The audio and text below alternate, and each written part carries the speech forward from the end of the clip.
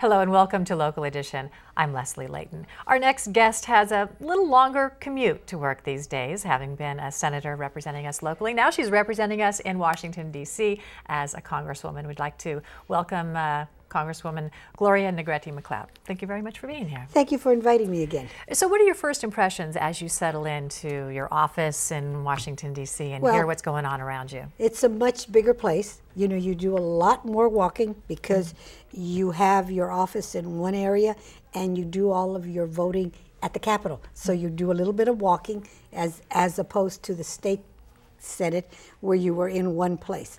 But it's pretty much the same thing. I'm representing basically my same constituency.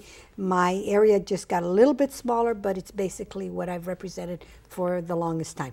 I think we're always a little more idealistic when we start a position and we get a little hammered down by the realities of things. But starting fresh, what would you like to tackle?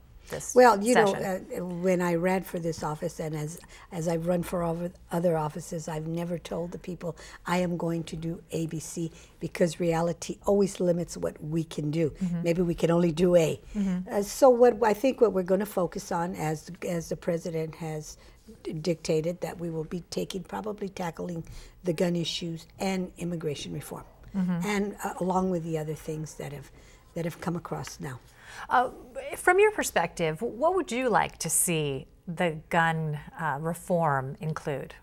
Well, you know, I've said this many times. We are gun owners in my own house. I respect the Second Amendment. However, I don't think that we need those assault weapons, nor do I think we need those magazines that are repeaters. I think if you're really a true sportsman, you don't need those kind of guns. And if you have something that you truly feel that you're going to defend yourself, I think a handgun or something would be sufficient. But, you know, so we're going to tackle those issues. Are there other aspects of safety that need to be addressed? Some people say the mental illness issue. The background checks, I think. You know, we get background checks when you apply for a credit card.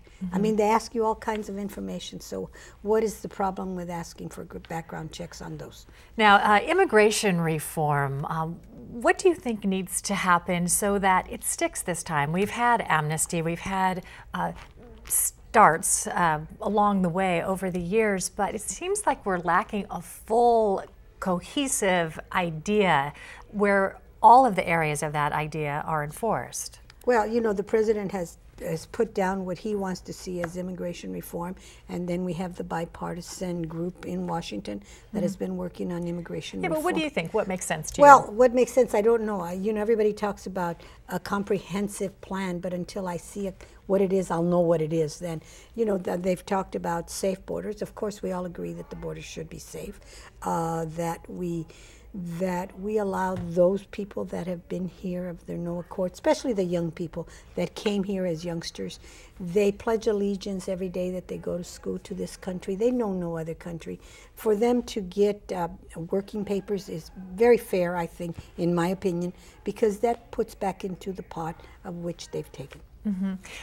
But what do you think as far as holding employers responsible or having people who are here pay taxes? Well, I've talked to some of the growers groups already, and they need that inflow of workers to work the crops. You know, you want to eat, I want to eat, everybody wants to eat. We want to make sure that the So should we have a guest worker program? Yes, I think that would work. And don't you think that perhaps if we had a guest worker program, maybe those people would not be so inclined to stay because they know they could travel back and forth?